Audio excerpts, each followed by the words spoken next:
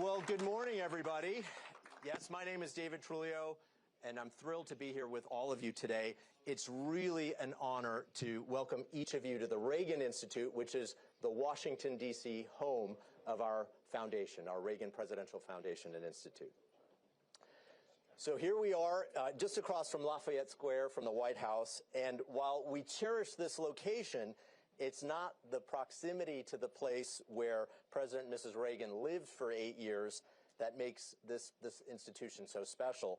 What is most compelling is the lasting power of President Reagan's vision and impact.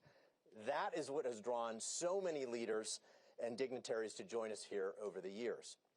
So as we start this morning, I'd like to say thank you to all of our guests for being here with us.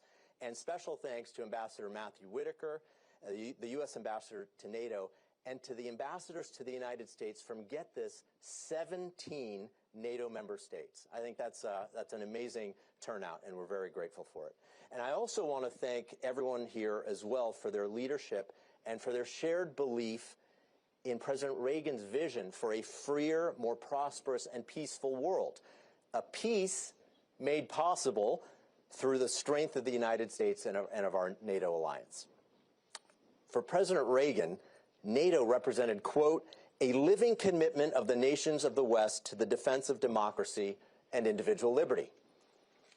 At times he disagreed, sometimes energetically, with other NATO leaders as they debated strategy on how to confront the Soviet Union. But NATO was an alliance he believed in deeply, saying it was at, quote, the core of America's foreign policy and of America's own security. Now, today, we gather in troubled times. From Eastern Europe to the Middle East and beyond, the lives of millions upon millions of people are at risk. And obviously, there are tough questions about the future of the alliance that has so long protected our peace, freedom, and prosperity. And among those questions, those include: what is required of America and other countries in confronting the threats facing the alliance? What is the proper balance of security and burden sharing between the United States and our allies? And how can we, as President Reagan put it in an address to the citizens of Western Europe, quote, be strong enough, be determined enough so that no adversary would think even for a moment that war might pay? There are no simple answers, but the alliance is in good hands with Mark Rutte navigating it as the North Atlantic Treaty Organization's Secretary General. As the longest-serving Prime Minister of the Netherlands, who presided over 4 coalition governments, he developed a record and a reputation for pragmatism. A strong supporter of global and transatlantic cooperation, Secretary General Rutte also knows how to forge consensus without compromising on principle. So especially in this consequential moment, Mr. Secretary General, we look forward to your remarks, which will be followed by a conversation with the Reagan Institute's own policy director, Rachel Hoff. So ladies and gentlemen, please join me in giving a warm welcome to the 14th Secretary General of NATO, Mark Rutte.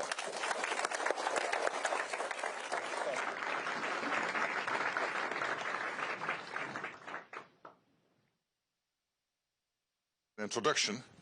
Thank you so much for that, and good morning to all of you, and good morning, ambassadors. I see so many here, so many friends. Matt Whitaker is here, ambassador of the United States to NATO, my good friend, and so many other faces I know so well, so we are really among friends this morning. And it is a pleasure to be back in the United States, and particularly to be back here in Washington, D.C. And yes, I'm an admirer of the 40th President of the United States, Ronald Reagan. And I'm particularly honored to be here today at the Reagan Institute. If peace is to have a chance, if the hope for freedom is to be kept alive, the United States must play a powerful and active role in world affairs. When President Reagan offered those words at a gathering of the Reserve Officers Association on January 27, 1988, the world was a very different place. The Berlin Wall still held people's hopes and dreams captive. More than 100 million men, women, and children lived in European countries behind an Iron Curtain. those differences notwithstanding, what President Reagan knew then and what I know today is quite simple. American leadership is absolutely essential if freedom is to be the rule and not the exception. As Prime Minister of the Netherlands, and now as Secretary General of NATO, I have developed an unflinching appreciation for the value of American leadership. And yes, I was raised with Ronald Reagan. He was my youth time president, and I still remember how important he was for so many people in Europe. Because in the end, under Bush, his successor, the Cold War ended. And it ended by winning it. And it was won by Reagan and, can I add, Maggie Thatcher.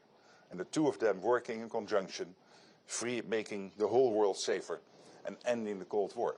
And I think everybody in Europe and everybody in the world should be eternally grateful to that leadership.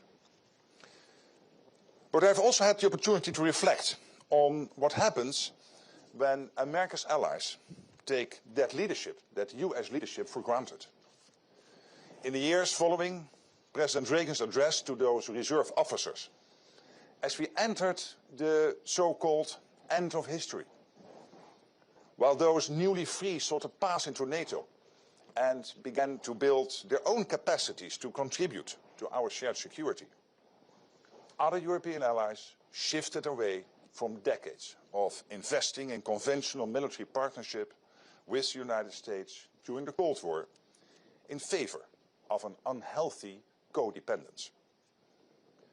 So convinced that peace was permanent and didn't demand the investment we now know is essential, Western European forces shrank and defense budgets shriveled into irrelevance.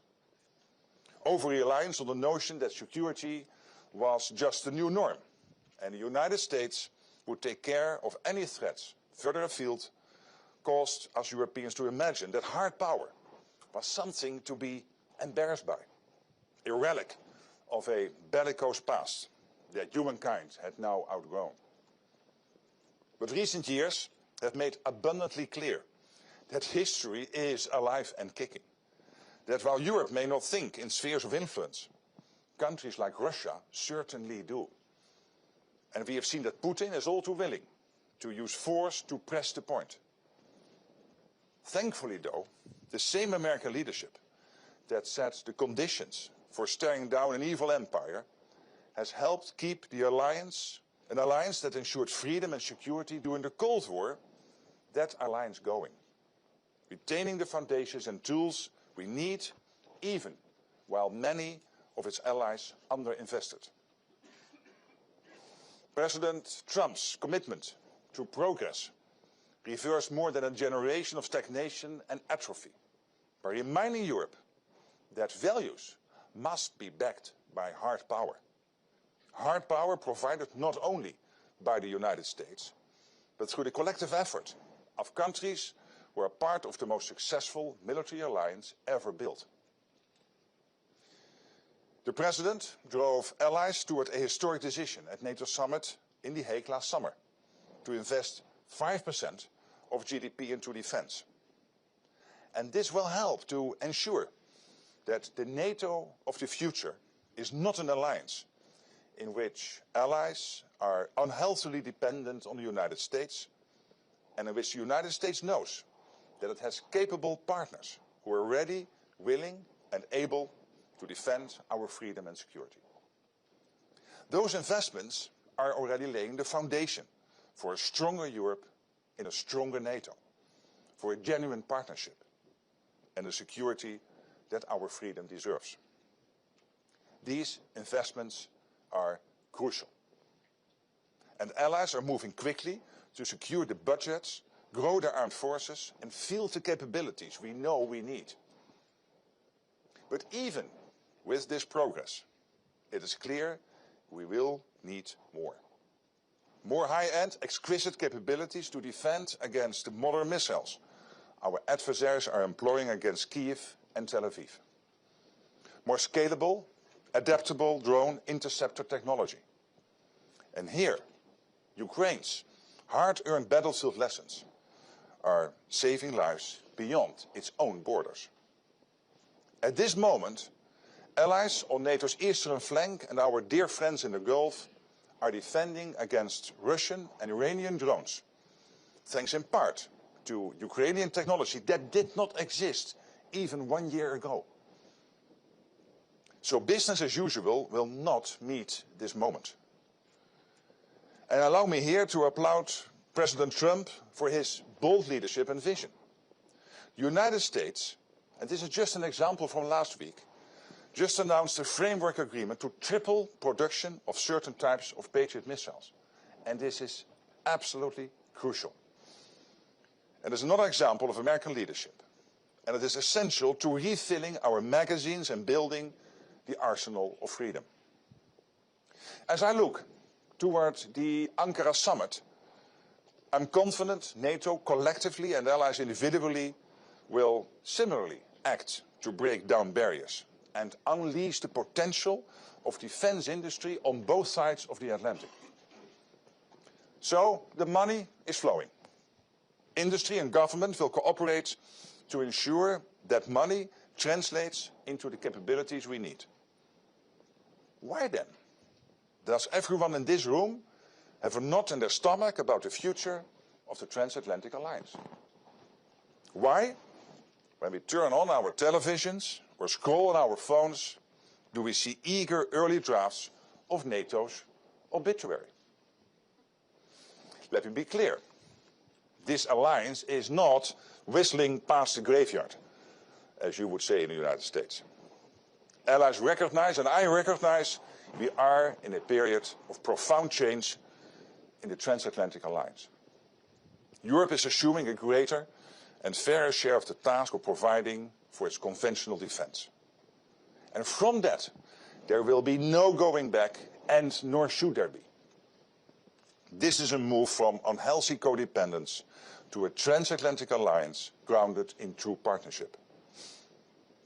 For increased investments and improved production to matter, they must be accompanied by a mindset shift. That mindset shift is well underway. But these shifts are often only fully appreciated with the benefit of time, and the space between can be precarious. Let's consider the most recent events. When it came time to provide the logistical and other support the United States needed in Iran, some allies were a bit slow, to say the least. In fairness, they were also a bit surprised. To maintain the element of surprise for the initial strikes, President Trump opted not to inform allies ahead of time, and I understand that. But what I see when I look across Europe today is allies providing a massive amount of support, basing, logistics and other measures to ensure the powerful US military succeeds in denying Iran a nuclear weapon and degrading its capacity to export chaos. Nearly without exception, allies are doing everything the United States is asking. They have heard and are responding to President Trump's requests. The United Kingdom is leading a coalition of countries that are aligning the military, the political and the economic tools that will be required to ensure free passage through the Strait of Hormuz. This is evidence of a mindset shift. And right now, European allies play leading roles in NATO's operations to secure our eastern flank, the Baltic Sea and the Arctic, acting rapidly to field personnel, aircraft, naval vessels and more to bolster our security in the face of emerging threats in these regions. When Russian MiG-31s crossed the Estonian airspace last fall, it was European aircraft, Italians in the lead, backed up by Finns and Swedes, that turned them back. And a flock of Russian drones wandered recklessly into Poland around the same time. I'm proud to say it was a Dutch F-35 that fired the shot that took down the danger. In my estimation, Secretary Rubio is spot on when he says that an alliance cannot be a one-way street. It was not a one-way alliance when US, European and Canadian troops fought and sacrificed, shoulder to shoulder in Afghanistan. And I'm heartened by the knowledge that every day, as we speak, the US, European and Canadian troops continue to train and deploy in support of our shared security. I'm confident that a stronger Europe and a stronger NATO will not take US leadership for granted. On the 40th anniversary of D-Day in 1984, standing atop the cliffs at Pointe du Hoc, where the US 2nd Ranger Battalion had fought to carve out a toehold on the continent, President Reagan offered an apt reflection. It is good and fitting to renew our commitment to each other, to our freedom, and to the alliance that protects it. NATO is changing, thanks to American leadership and a collective commitment to ensuring continued freedom and security. NATO is growing stronger. Thanks to the mindset shift that is happening, I see a true partnership on the transatlantic horizon. The future doesn't belong to the faint-hearted, Reagan famously said. As we brave this new path before us, I'm confident that together, the United States and its allies in NATO will deliver on our shared commitment to securing our freedom today, tomorrow, and well beyond. Thank you.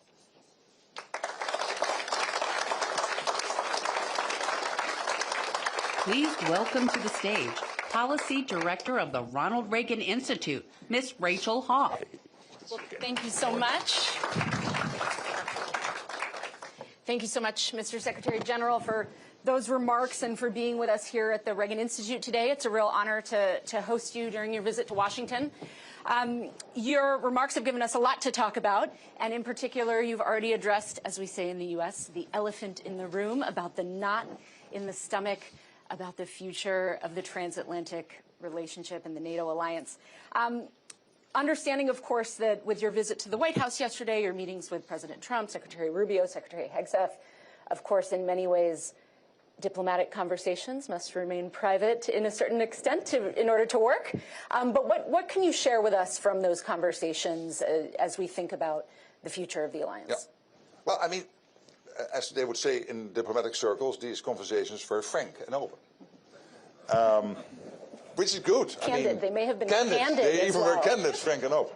But that's good, because we are amongst friends here. I mean, the President, myself, we like each other. We are good friends for many years now. And I'd rather have the conversation on the table instead of tiptoeing around it. I sensed his disappointment about the fact that he felt that too many allies were not with him. And I explained to him yesterday, I said, hey, Mr. President, clearly the overwhelming majority of Europeans have done what the US asked of him and what was previously agreed in these circumstances. And yes, sometimes it takes a bit of time. But hey, guess what? We have coalitions in Europe. We have sometimes the political home front to take care of. Sometimes it takes a couple of days. But then we pulled together, and almost the whole of Europe did, for the US to project power on the world stage through its partners in Europe. And the US, NATO is there, of course, to protect the Europeans, but also to protect the United States. As Jonas Sture, the Norwegian Prime Minister, said, these huge nuclear submarines in Russia are not there to attack Norway. They are there to attack the United States. And it is thanks to the alliance that we are able to make sure that they are not able to get in a position to do that. So, and this is just an example where both the US mainland and Europe stay stronger and safer because of the alliance. So it was a good conversation. It was open and candid. And I clearly felt his disappointment, which, again, to a certain extent, I understand. The President certainly made his disappointment clear. He's invoked renewed calls for the U.S. to potentially withdraw from NATO. Important to remember, though, that the challenge of America's participation in NATO itself is not necessarily something new. I'm always reminded of your earliest predecessor, the very first Secretary General of NATO, who said that the challenge of the alliance, maybe the purpose of NATO, is keeping the Russians out and the Americans in. What case did you make to the President about keeping the Americans in, and what case would you make to the American people about why NATO matters? What's the value proposition to the Americans? Well, let's start with sometimes the wrong value proposition. The wrong view on this, I feel, I mean, I'm an audience of one, but let's have that debate, is that NATO was founded because the United States didn't want to repeat a mistake after the Second World War of isolationism, which was the case after the First World War. At a famous speech by Churchill, late December in the US Congress, where he said, again, for the second time in the 20th century, the long arm of history reaches out to the new world to come to the defense of the old. And let's not repeat that mistake. That was one reason to create NATO. But the main reason to create NATO is there because there is a case to be built for the Europeans, for the transatlantic community as a whole, including the United States and Canada, to stay safe. And for the United States to stay safe, you need a secure Europe, yes, but you also need a secure Arctic. You need a secure Atlantic, because otherwise the Russians and others might pose a threat. And we know by now, hey, let's not be naive about this, that you cannot separate what happens in the Indo-Pacific from what happens in the Atlantic. It is China and North Korea and the Russians working together with Iran when it comes, for example, to the war effort, the unprovoked war of aggression of Russia against Ukraine. They work together. This is worldwide, and we have to work together. I'm not pleading for NATO to expand to the Indo-Pacific, but the fact that we have that close cooperation now with Japan, with Korea, South Korea, with obviously Australia and New Zealand, I think is evidence of that. So for all these reasons, if my family lives here in the United States, and they are partly Americans anyway by birth, and others have moved here after the Second World War, they deeply sense that for the US to stay safe, we have to stick together, and we need this transatlantic partnership. One of the things that we do at the Reagan Institute is public opinion polling among the American people, and our latest data before a couple months ago, before sort of the current moment with Iran, especially. But a majority of Americans have a favorable view of NATO, 70% in our latest poll, which is actually about 10 points above its usual number in the U.S. And a majority of Americans also oppose withdrawing the U.S. from NATO. And so some of those messages, I think, are resonating with the American people. Let's turn to Iran and talk about the state of play there. You said in your remarks that it's good that the Iranian nuclear capability has been degraded, their ability to export chaos has been degraded. The president, of course, has been very critical of NATO allies in particular for failing to support efforts in Iran sufficiently. We're now 2 days into what hopes to be a 2-week ceasefire. The Strait of Hormuz activity remains very limited, even with the ceasefire. But this coalition of European nations that's now signed on to lead freedom of operation navigations in the Strait of Hormuz, share with us, if you can, some specifics as you understand them. What countries, you've said some countries are stepping up, others not so much. Which countries are stepping up? What are they going to deliver in the Strait of Hormuz? Yeah. And what can we do about the countries that are not yet at the table? Yeah, so I think two elements to my reaction, to my answer. One is it has always been a long-standing position of NATO that Iran should not get its hands on a nuclear capability, but also not on a ballistic missile capability. And the fact that under US leadership those capabilities have been severely degraded is good news. Existential news for Israel, existential news for the Middle East, but also for Europe and for the whole world. And I know there are those who pleaded to continue the negotiating track, but hey, listen, we know what happened with North Korea. There can be a moment where you've negotiated so long that, guess what? North Korea got its hands on a nuclear capability, then it is too late. NATO always being clear that Iran should not be able to get its hands on those capabilities. So then, when the US started the campaign late February, on that last Saturday in February, there are long-standing arrangements and agreements with European allies on overflight, on basing, there are examples of European countries that has to shut down their commercial airports because they had to host tanker planes from the US. Fine, I mean, this is the deals they made before. This is exactly what we need. This is the US also being able to make use, as I said, for Europe to be a power production platform for the United States. And this is part of the deal. Not all European nations, but most did, sometimes with a little bit of delay. And there I think part of the explanation is the fact that the president wanted to maintain the element of surprise, which I totally understand. But that also meant that there was not a lot of prior consultation. So then they had to scramble to understand what was happening and then to step up. When it comes to the Strait of Hormuz, it was Keir Starmer, the UK Prime Minister, who took the leadership role here. And he said, we have to bring together a coalition of countries which is able collectively to make sure that the principle of free shipping, of free travel on our seas, UNCLOS, is upheld. And obviously that means with the United States together discussing the what, the where and the when of the mission. But this is about practical support. It is about, when you take my country, the Netherlands, announcing yesterday, it will probably be about mine hunters, it will be about frigates, it will be about radar technology. And so each country is now looking for what they can do to contribute to this, to make sure that the Strait of Hormuz stays open. Of course, it is early days. There's only, as you said, right, it's 2 days into the ceasefire, so we have to see what happens with the shipping lanes as we now go forward day by day. And I know the president is very keen on making sure that the sea lanes are open as soon as possible. But this is practical support. One, with the campaign itself, and now in the next stage, to make sure that this principle of free shipping is maintained. And this is why we have allies, coalitions. This is not only NATO nations, this is including Japan, Korea, Australia being part of this. Countries like Bahrain and the UAE in the Gulf, part of this, but of course the overwhelming amount of countries is from NATO.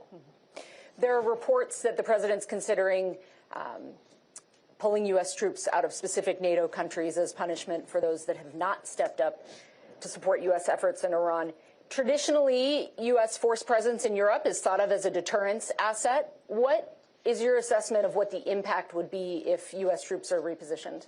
Well, again, as I said, he was disappointed yesterday, but we also had a very frank and open discussion amongst friends. But generally, I mean, I totally understand that over time, the US wants more and more to pivot towards the Indo-Pacific. This is one of the reasons why in Europe we have to step up. End that period of codependence and become more interdependent with the United States. Within the alliance, a stronger Europe and a stronger NATO, as I said. What is important, of course, over time when you achieve that point, is to make sure that whilst the Europeans are stepping up, and the US is, over time, making sure that they can also take care of the threats in the Indo-Pacific, and of course here in the own hemisphere, that it's done in a way where, when it comes to the essential capabilities and essential support, that we stay strong as an alliance. But everybody agrees with that. There's no debate on that. You've just published your new annual report, and it contains, unlike many annual reports, some genuinely historic news that now all and not a criticism, NATO annual reports. Every organization annual report often are not real page turners, but this one has photographs with the leader. Exactly. Real news that every member of the alliance is now meeting the 2% defense spending target. European allies and Canada increased defense spending by 20% in a single year. But as you said in your remarks, what matters most is translating that capital into capabilities. What's the path forward? What are you watching out for in terms of whether that spending surge actually produces the stronger alliance we need? And these are staggering numbers. Right? So you have to imagine that countries like Belgium, like Spain, Italy and Canada, big economies, were not on 2%. They all reached the 2% in one go. And I would argue, without President Trump, I'm not sure they would have done that in only 9 to 12 months. This is billions and billions extra. For Italy, it is an increase of defense spending of 10 billion in 1 year. And then the whole of the alliance having committed to the 5% at the summit in The Hague. So we need the credible path to get there. So not just simmering around the 2% and then in 2034 all of a sudden we go from 2 to 5. No, it has to be a credible path. This is one of the things we will look for in Ankara. Ankara will focus primarily on industry, industrial production. But of course we will also celebrate these good numbers, but also make sure that as an alliance, collectively, we reach that credible path. The good thing is, and this was under my predecessor, Jens Stoltenberg, that when you had the Welsh defense pledge of 2%, this was a bit taken from the air, the 2%. Now, this 5%, including the 3.5% core defense spending, the 1.5% defense-related spending, is deeply rooted in the plans which are there, basically saying when Article 5 would be triggered, hopefully never, but if it would ever be triggered, and there is an attack on NATO territory, who will do what, when and where, and what is needed. So every country, my country, the Netherlands, Germany, everybody knows this is the list of requirements from NATO. And that list of requirements, when you add it all up together, in the core defense spending, the 3.5, overall spending 5%, that's about the number you need. A little bit more in some cases, a little bit less, but it is hovering around the 3.5, for example, when it comes to the core defense, and 5 for the overall defense. So every country knows what they need to do. So it's not just spending more. The problem is the defense industrial production. And that's a problem here in the United States. It is a problem in Europe. Look, shipbuilding in the United States, but also in Europe, an issue. The Chinese have now more ships sailing than the United States have sailing. And we know that the Chinese are heavily investing in their defense. And of course, we look for Russia when it comes to our adversaries. But let's also be watchful what China is doing. So for all these reasons, there is this big issue of the defense industrial production. And I predict that over time, you will see parts of our industry, maybe in the US, but maybe sooner even in Europe, will move into more of a wartime mindset. Not to prepare for war, but to make sure that you are able to refill the stockpiles, also making use of the traditional industrial base, not only of the defense industrial base. Because we are really in a tight race here, and we have to get this right very soon. When it comes to that industrial cooperation across the transatlantic alliance, moving, as you said in your remarks, from unhealthy codependency to partnership, what does that look like? What in particular, speaking to an American audience, primarily we have lots of defense industry CEOs and executives in the room as well. What do you need to see from the American industrial base in order to build that healthy partnership that you're looking for, either from industry partners or from the U.S. government side? Well, first of all, produce more. Put in the extra shifts, put in the extra production lines. Where necessary, build the new factories. Please don't talk about 10-year contracts, because you know in the US system you have a 1-year cycle, in the European system you have an election cycle of 3 or 4 years. But the money is there. I mean, you just mentioned the 20% increase. Look what Europeans are spending in the US. It was 10 billion in 2020. It was already 43 billion in 2024. Buying from Europe into the US industrial base, and that will massively increase, let alone what the US will need for itself to buy, given the huge increase of the defense budget here in the United States under Trump's leadership. So do this, and then secondly, work together. And I know there are many examples of US companies investing in Europe, setting up factories, for example, factories in the southern part of Bavaria to produce interceptors. And there are many of these examples, but also European companies like Thales, like Leonardo, so many cases. I mean, many companies from Turkey, for example, investing in the US, working together. So there is this transatlantic defense industrial base. And there is no way you can separate that. There's absolutely no way, because the only one who will benefit from that is Russia in the short term and China in the longer term. And we cannot have that. I'm going to come to questions from our audience here in the next couple of minutes. But to round out my questions to start, let's turn to Ukraine. 2 questions on Ukraine. Number one, General Petraeus, retired U.S. General Petraeus, has said in an interview earlier this week that he thinks Russia no longer has the upper hand, that over the last several months the Ukrainians have made greater incremental gains than the Russians. Do you agree with that assessment? Is Ukraine winning the war? And number 2, you've been engaged with President Zelensky, President Trump, on the peace process in Ukraine. Again, without betraying confidences, what gives you hope, and where are you worried about the future of the war in Ukraine? Well, on the first question, I'm afraid my view will be a bit more nuanced. It's true that Russia is losing massive amounts of people each month, up to a month with 30,000 to 35,000 people dead or seriously wounded. Can you imagine? I mean, the Soviets in the 1980s lost under 20,000 in 10 years in Afghanistan, and now they are losing this in 3 weeks. So this is massive, and this cannot, and this has to reach somehow Moscow and St. Petersburg.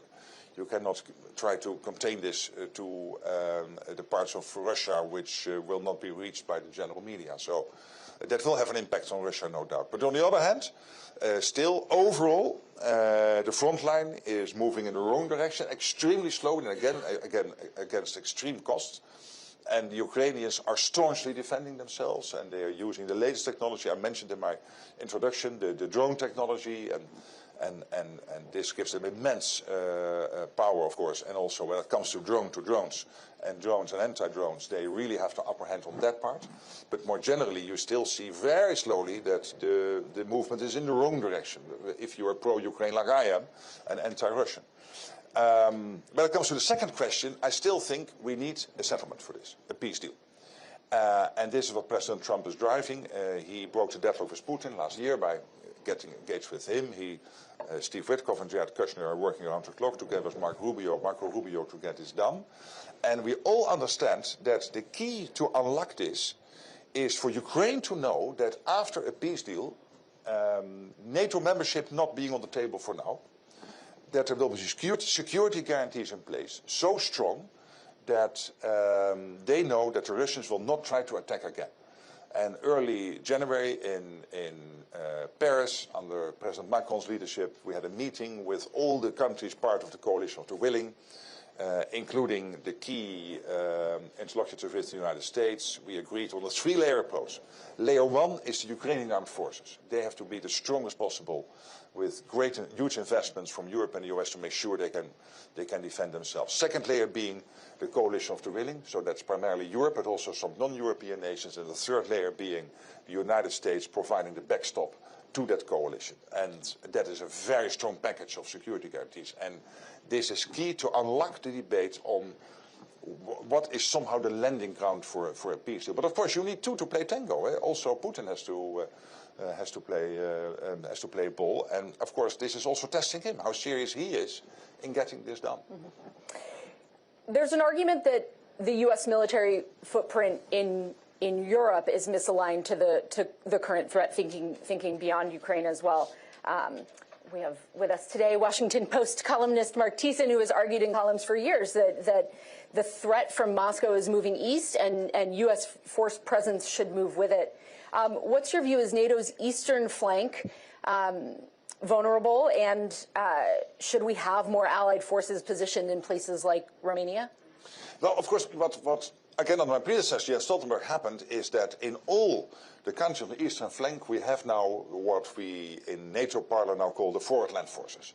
And these are multi-country forces helping to defend, for example, Latvia, where it is Canada taking the lead, Estonia, where the UK is taking the lead, Poland, where the US is taking the lead, so, and Lithuania, where my country, the Netherlands, is active under leadership of Germany. So this is one way to make sure that all these countries on the eastern flank have, in addition to their own national armed forces, and of course the overall NATO Article 5 protection, that they have what they need to defend themselves. And of course you always have to make use of your resources, which are always limited, in the best possible way. So this is a debate we constantly are having. Where should you deploy? What is the best way to do that? I leave that primarily to the military, and we have, by the way, with Alexis Krinkovich, Colsheim Crinch, the new Supreme Allied Commander in Europe and also commander of the US forces in Europe, we have an amazing senior commander, a 4-star general, who is constantly with his team assessing what is the best way to make use of all the resources available from the US, from Europe, to protect the continent. Last question for me before we go to the audience. Let's end by talking about our namesake. You invoked President Reagan in your remarks. You've done so in Europe. You've done so in your meetings with President Trump. You said you were raised with Ronald Reagan in a sense. What does President Reagan's legacy mean to you? And in particular, with all of the challenges facing NATO, what principle or what idea from President Reagan should we remember? What's most important? The total clarity of focus from the day he entered into office till he left the presidency in 1988 and handed over to Bush, to Herbert Walker Bush, who then took that legacy and in the end saw the Berlin Wall coming down. That leadership, first of all, total clarity of focus, which is we have to win the Cold War, end it by winning it. There's no other way. And he knew that in Maggie Thatcher he had the best possible ally in Europe, in the United Kingdom, that special relationship, which is so important to the alliance and to the whole transatlantic community. And it was Maggie Thatcher at that time was rebuilding her country. Don't forget that in the 1970s, the UK was run by the trade unions, more or less. And she was able, fighting the coal miners' union, getting the Falklands back from the Argentina junta in 1982. She was a staunch leader. And these two leaders, deeply understanding the value of democracy, of freedom, that power, I think, has brought us so far. So, but also there is the legacy of the diplomacy. When Bush, when the Berlin Wall came down, it was Bush who understood that he could not celebrate that. And he got criticized for that here in the United States. Why don't you celebrate the fact that you, thanks to your leadership and the president preceding you, President Reagan's leadership, you brought down the Berlin Wall. He understood that for Gorbachev to survive at that important moment, he could not celebrate that too overtly. And it is also that type of leadership. And I really admire also Bush. But first of all, Ronald Reagan, and of course there are so many funny stories about that relationship, but I'll make use of that in the lunch. But how Maggie Thatcher would hand back herself into the Oval Office, and the whole of the American administration telling the president, you've got to say no to the prime minister. Yes, I will. You've got to say no. Hello, Ronnie. Let's first have a meeting one-on-one. And then she went to the Oval Office, sat for an hour, they came out, and of course he had agreed with everything the Prime Minister wanted.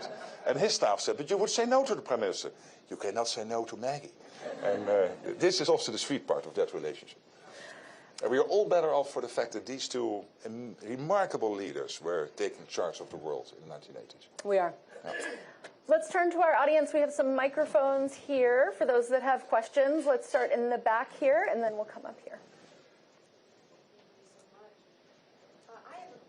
Alina Shirazi from Daily Mail. So based on your conversation with the president yesterday, do you think that he is still going to stay in NATO since you know him so well?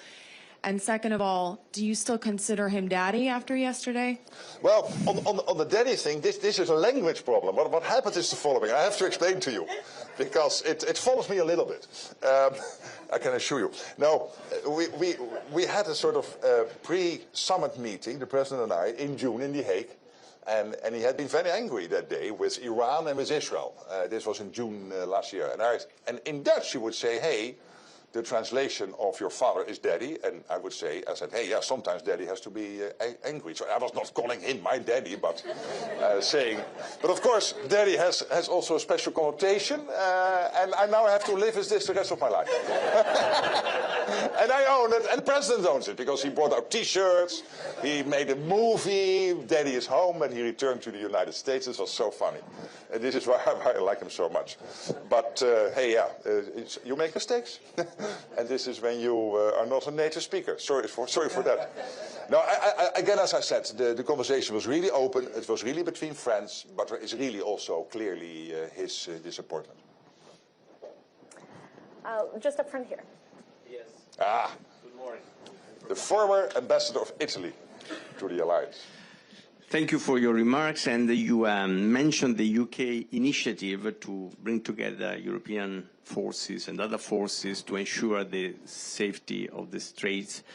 And as Secretary General of NATO, considering that NATO has important presences in the Middle East, from Jordan to Kuwait to even Iraq, do you see that there could be a role that NATO can play as a coordinating force, also to show the added value to President Trump that is asking for that, and considering also that the next summit will be in Ankara, which is clearly a strategic play in that region. How do you see that playing out? Thank you. I would argue let's do it step by step, so, but with speed.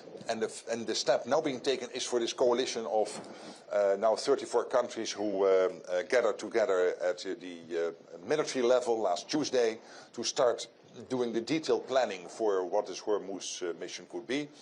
I think that's step one. If NATO can help, obviously NATO is there. There's no reason not to be helpful. Obviously we will, if that's helpful. But I think we have to do it step by step, because also in NATO that requires then an agreement between all the allies to do that. And I think here the exact structure is less important than the speed. Here I would say it is speed over perfection. But again, if NATO can play a role, it would be great. In the back here. Brad.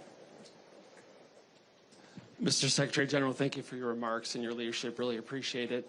At our think tank, Foundation for Defense of Democracies, our Center on Military and Political Power, we've been researching how China, Russia, Iran, and North Korea are cooperating. Based on your role, I'm wondering if you could speak in more depth about how Russia and Iran are cooperating and how that's increasing the capabilities of both Russia with respect to Eastern Europe and Ukraine, and also Iran in the Middle East. Thank you, sir. They're absolutely cooperating. I mean, North Korea, China, Iran, Belarus, and Russia are working together when it comes to this war of aggression against Ukraine, and particularly when it comes to Iran and Russia, it is drone technology. It is other military technology, and the Russians are returning with money, and the money is being spent for Iran to create the utter chaos. They are the main exporter of chaos in the Middle East, through their proxies, but also directly trying to build this ballistic missile capability and the nuclear capability. We have seen these missiles going into US property about 4,000 kilometers, so 2,500 miles away from Iran. So that is quite a distance, which shows you that Iran is close to really having operationalized that technology. And again, that's the reason why I think it is so important that the US has degraded those two capabilities, both nuclear and ballistic missiles. But it is technology into Russia, money from Russia to Iran. Ambassador Markarova. Thank you, former Ukraine's ambassador. Yes, thank you, Mark, for Good your to see excellent leadership and in NATO and before. But thank you, Brad, for excellent question. Given that our enemies really cooperate together and they work together hand in hand, not just on Ukraine, but elsewhere, do you think Ukraine's capabilities, and there is no doubt that Ukraine's drone capabilities and others, is the answer to so many problems, not just in Ukraine, and the need to build this transatlantic bridge, Ukraine, Europe, the US, actually calls for renewed discussions on Ukraine's membership in NATO. And I know it's not on the table right now, but the preparation and everything that we actually can be stronger in Ukraine can contribute to NATO as it can. Yes, okay, so at the NATO summit in Washington, when NATO was celebrating the 75 years, there was an agreement on the irreversible path of Ukraine into NATO, but also the fact of the matter is that a couple of countries are holding back, including Germany and Slovakia, Hungary, the United States. So I don't think it is on the table right now. And that is, being a practical guy, but also President Zelensky being a practical man, we had to shift from NATO to what then? To make sure that the Russians will not attack after a long-term ceasefire, or even better, a peace deal. And that is this concept of the security guarantees which are now being discussed. Because I don't think I will be able, or we will be able collectively to solve that NATO membership in the short term. I don't think it will happen politically. So I think that's the fair assessment. And when it comes to Ukraine's capabilities, we have a joint center in Poland, JTEC, where we take all the lessons from what you guys are learning through this terrible war. And we are so looking up with a steep angle to what you are doing. We're really impressed. But we are trying to capture all those lessons also to figure them into our NATO defense plans going forward. And particularly when it comes to drones and anti-drone technology, of course, you are the masters. Zelensky wisely traveled to the Middle East to help Middle Eastern Gulf countries now with dealing with the drone threat from Iran. So this is evidence of Ukraine really stepping up and also making use of its capacities now and capabilities, also when it comes to the region in the Middle East. Let's go back to this side of the room in the back row, and we'll come to the middle. Hi, Paul McCleary with Politico. Thanks for doing this. Hi, good morning. Good morning. The Trump administration has spent the past year kind of telling NATO to stay out of the Middle East, stay out of the Indo-Pacific, focus on Europe, focus on Russia. Now it's demanding, as you said, that NATO help in the Strait of Hormuz in the Middle East. Is that creating some whiplash there among allies about what exactly the administration is asking and how you can move quickly enough to meet their needs? Well, I think the thinking also on the US side is constantly evolving when it comes, for example, to the Indo-Pacific. It is true that for some time there was an idea that you should focus more on your own area. And of course, it is always focus above synergy. So first, deal with your own issues, and NATO not being on 2% and now having to move to the 5%. And before all these decisions were taken, I totally accepted the US view that focus above synergy, first focus on your own problems. But now that we have solved some of those issues in the NATO summit, and now that the whole of alliance has reached this 2% threshold, so the foundation is now laid, what I also hear back in US circles and European circles is that most likely, if China would move against Taiwan, why not first call your junior partner in all of this, which is one Vladimir Vladimirovich Putin, residing in Moscow, and ask him to keep us busy here. So most likely it will not be limited, something in the Indo-Pacific, to the Indo-Pacific. It will be a multi-theater issue. And that means that my chief of staff was in Japan just last week, carrying messages. And I'm constantly in contact with the 4 partners in the Pacific. By the way, the distance between Japan and Australia is longer than between Japan and Brussels. But still, we see it as one theater in the Pacific, which tells you something about the size of the globe. But hey, this is important because we cannot look at these 2 theaters separately. They are all interconnected. We have time for a couple more questions. Let's go in the back middle there. You, Morgan Phillips with Hi, Fox good News. morning. Good morning. There seems to be some differing views between the U.S. and Europe on what NATO's obligations are as it relates to the Iran conflict. After your meeting with President Trump, do you think the U.S. and Europe are on the same page about what NATO's obligations are? Yeah, and it's not so much NATO, it is the allies. So first of all, it might be that NATO plays a role, like the Italian ambassador was just referring to, but I think it is what allies can expect from each other. And I think rightly the US was expecting that if you have deals with European countries on making use of your own bases and other infrastructure in those countries in case you need it, that then of course countries should live up to those commitments. And the good news is, hey, guess what? The most of them did. Not all of them, but most of them.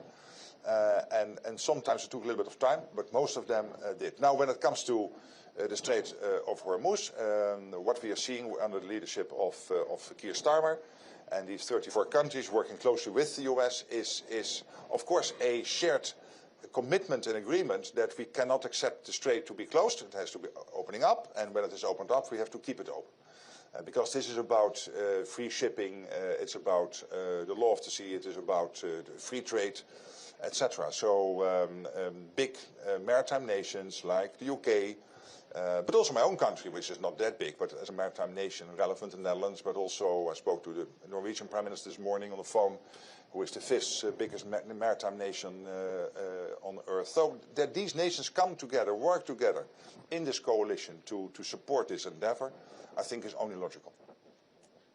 And a final question, we'll go right there in the back. Rinaldi, CBS News. Thank you for being here. Hi. Can you shed any light on conversations you might have had with President Trump about Greenland? And would NATO be willing to give up Greenland to President Trump? Well, here the President and I discussed very thoroughly the whole issue in Davos.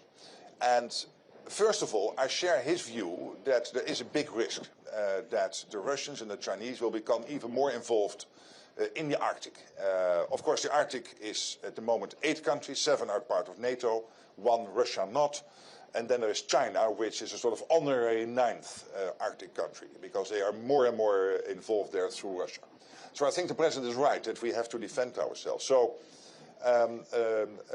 what we agreed in Davos is, one, that when it comes to the Arctic, NATO has to play a role here. And under General Klinkovich's leadership, we started Arctic Sentry, which is bringing together 5 of the NATO countries in the Arctic, plus, of course, all the other allies, and making sure that the Arctic stays safe, working closely with Canada and the US through NORAD, through NORSCOM. And this whole endeavor started late January and will help us to defend the Arctic, including Greenland, from this Russian and Chinese influence. So that is one part. The other part, of course, is that Denmark, Greenland and the US continue their bilateral, trilateral talks, focusing on one, what happens if Greenland would in the future, maybe, yes, no, change its constitutional position within the Kingdom of Denmark. Would agreements then still be valid? I think a fair question to ask and to answer and to get an answer to. I think that's solvable. And secondly, how to prevent, when it comes to the Greenland economy, Russia and China getting access. So those conversations are ongoing. Mr. Secretary General, as we wind down our conversation today, I want to close by finishing a quote that Dave began in his introductory remarks. It's from President Reagan at from the 1988 address that he gave to the citizens of Western Europe. He began, as Dave said, the Atlantic Alliance is the core of America's foreign policy and America's own security. But he went on, preservation of a peaceful, free, and democratic Europe is essential to the preservation of a free, peaceful, and democratic United States. If our fellow democracies are not secure, we cannot be secure. That is not simply a matter of treaty language, as important as treaty language is. It is an enduring reality. As enduring, President Reagan said, as the reality that a threat to the security of the state of Maine or New York or California is a threat to the security of all 50 American states. And then he said this, simply put, an attack on Munich is the same as an attack on Chicago. That's how President Reagan saw the NATO alliance. Mr. Secretary General, thank you for your work to preserve that alliance, and thank you for being with us here today.